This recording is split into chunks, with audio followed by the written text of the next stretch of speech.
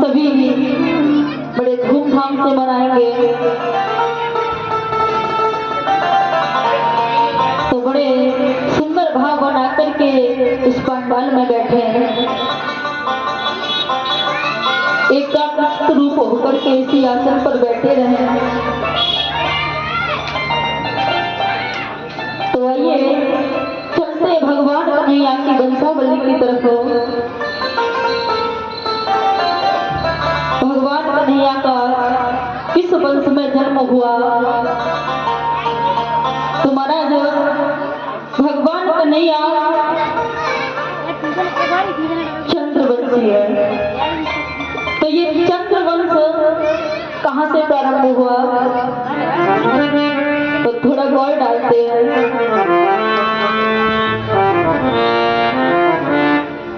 तो महाराज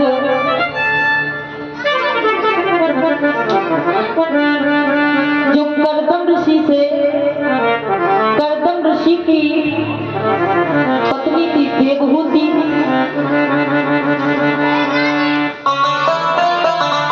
तो कर्दम ऋषि और देवहूति से 9 कन्याएं हुई और एक पुत्र हुआ जिनका नाम था कपिल देव।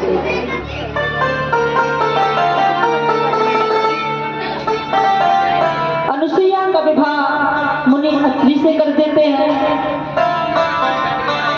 तो महाराज जब बड़े धूमधाम से उनका विवाह कर दिया, तो कुछ दिन बीतने के पश्चात जब अत्रि मुनि और अनुसुईया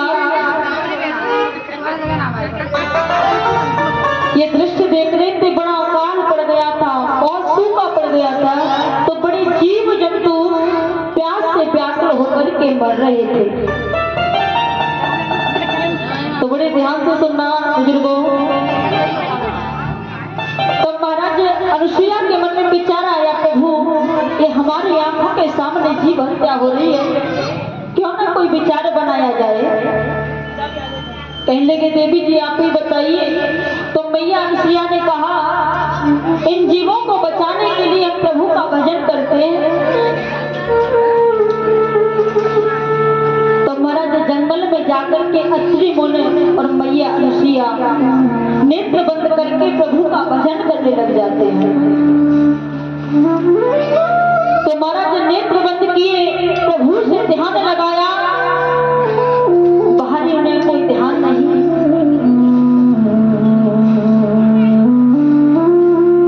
उन्हें बाहरी कोई ध्यान नहीं है, प्रभु के नाम में इतने मग्न हो रहे हैं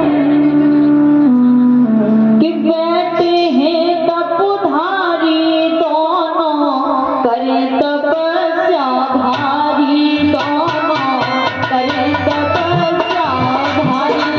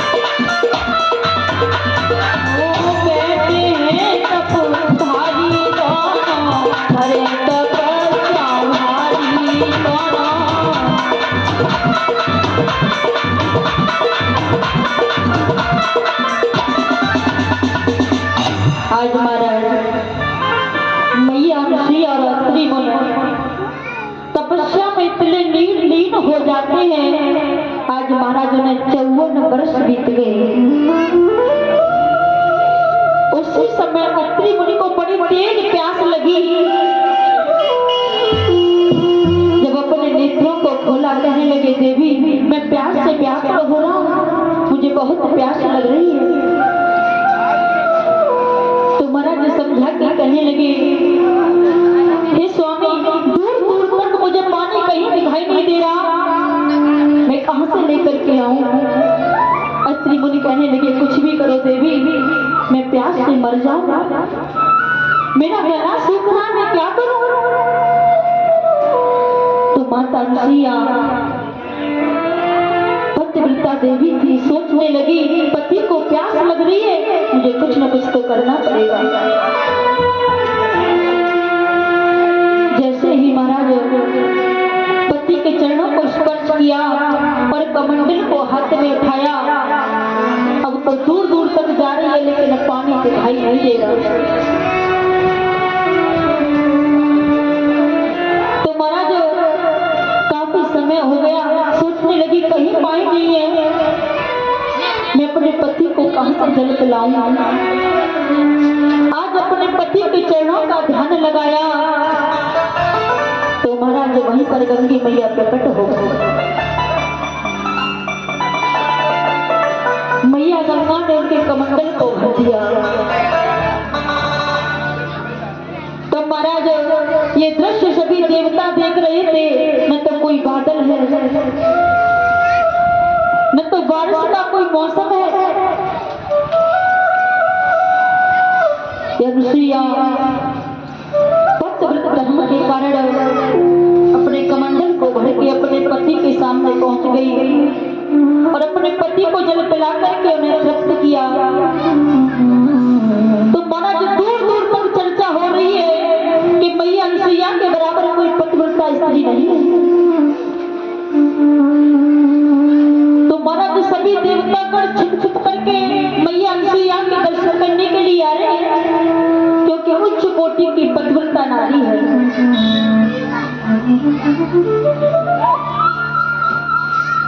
तो महाराज जब ये देखा अपने पति की प्यास को बुझाया तो देवतागण आकाश से फूलों की वृष्टि कर रहे हैं। सभी देवतागण आ रहे हैं।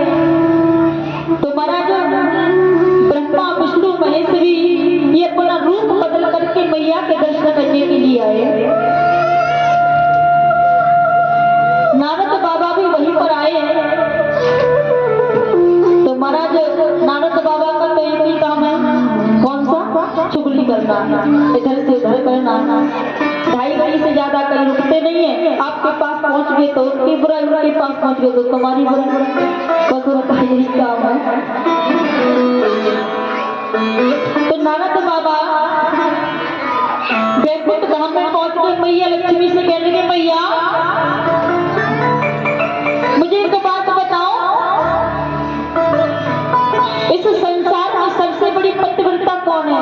समझा के कहने लगी लाला सबसे बड़ी तो मैं ही हूँ, बहुत बड़ी कौन है? बोले अच्छा तो तुम्हारे पति जी मैया ऋषिया के पास क्यों गए?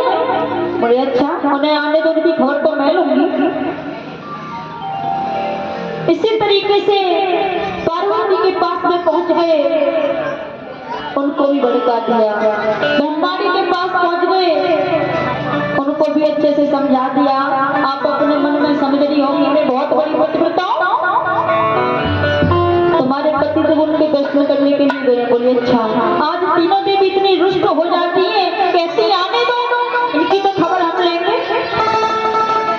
जैसे ही महाराज तीनों देवता अपनी अपनी देवियों के पास में आए तो आज तीनों देवियों ने समझाया हमसे बड़ी वो पतिव्रता हो सकती है, आप उसके दर्शन करने के लिए गए। आज देवी रूठी बैठी है, मन नहीं। अपने अपने पतियों से कहने की एक काम करो, उस मैया ऋषिया का पतिव्रत धर्म नष्ट करके आओ। आज तक तीनों देवता धर्म संकट में पड़ गए, अपनी मैया का पतिव्रत धर्म कैसे नष्ट करें? आज जैसे ही महाराज तीनों ब्रह्मा विष्णु महेश देवियों के कहने से चलते हैं। तो मैया की कुटी से थोड़ी दूर थे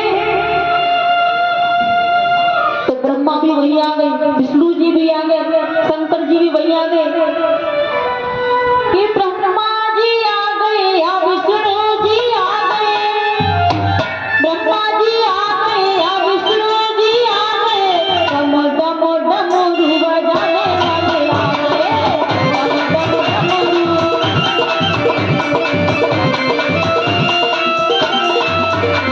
ओ ब्रह्मा जी आ गए या विष्णु जी आ गए, ब्रह्मा जी आ गए या विष्णु जी आ गए, डम डम डमरू बजाने वाले आ गए, डम डम।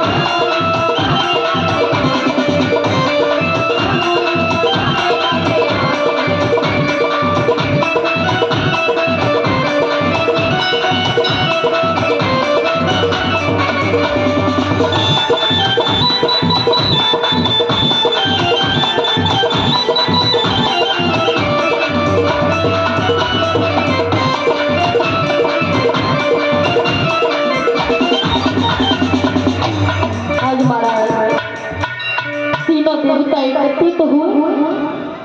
ब्रह्मा जी देख रहे विष्णु जी को, विष्णु जी देख रहे शंकर जी को, आपस में कह रहे हैं आप कहाँ जा रहे हैं। तीनों में से कोई किसी को नहीं बताया, तीनों को बीमारी एक ही है, मैया अनुसुईया का पतिव्रत नष्ट करने के लिए जा रहे हैं। तो महाराज जब तीनों को पता चला कि हम एक ही काम के लिए जा रहे हैं, तब तीनों ने एक साधु का वेश धारण किया, हाथ में कमंडल लेके मैया अनुसुईया की कुटिया पर पहुंच गए। मैया अंदर है, बाहर से करे भिक्षा दे माई। तो जैसे ही तीनों पहुंच गए तो मैया के कानों में आवाज आई, कुछ संतों की आवाज आ रही है। मैया अनुसुईया ने एक थाल तैयार किया कि संतों को भोजन खिला दो। जैसे ही महाराज उस थाल को लेकर के आगे पहुंची तो तीनों संत उस भोजन को नहीं ले रहे हैं। माता अनुसुईया बार बार देती लेकिन नहीं ले, तो समझा के कहने लगे कि भीख मांगते तीनों भूखे भिखारी, भोजन खिला दो मैया मेहर हो तुम्हारी।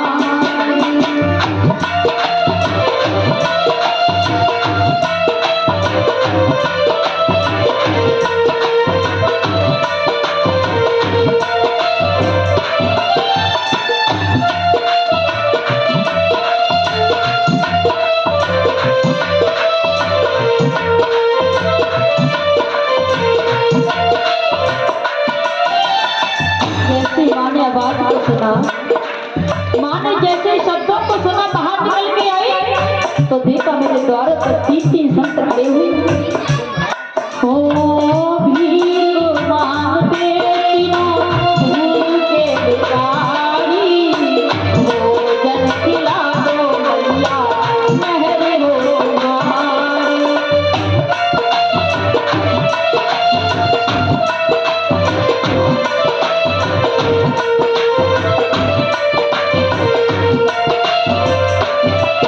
ओ सुनिए पुकार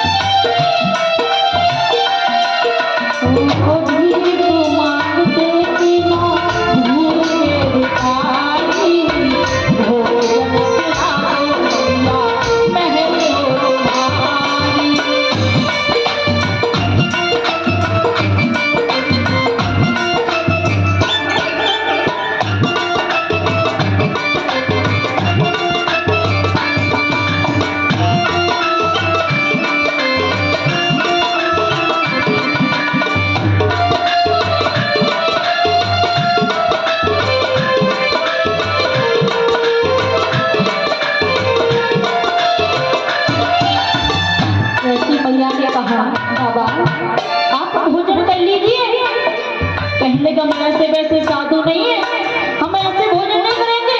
तो बोले बाबा कैसे करोगे?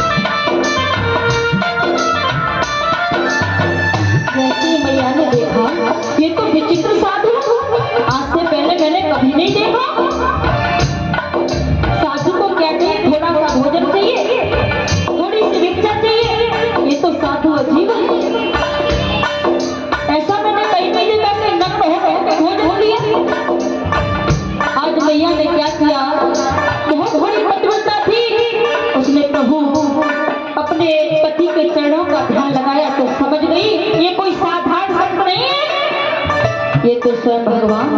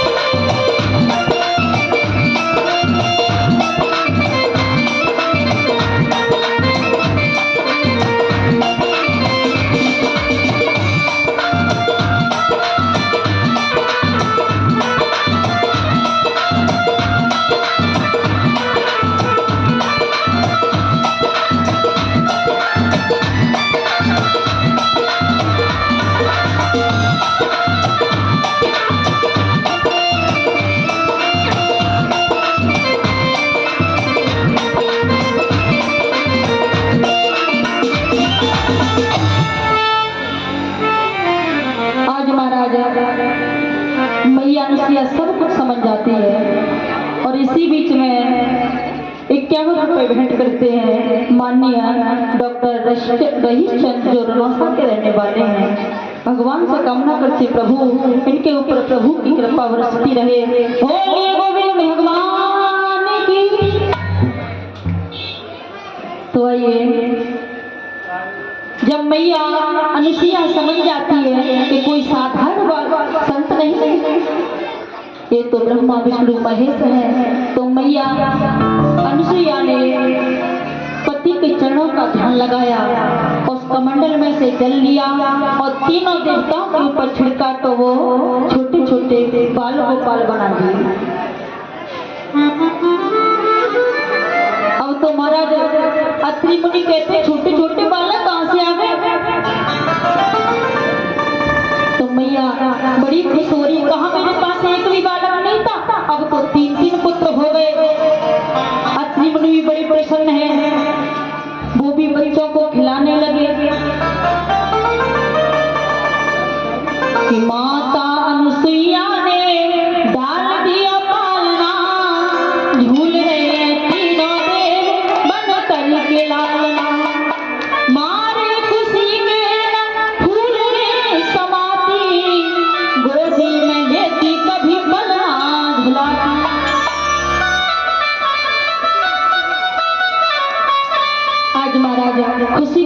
ठिकाना नहीं।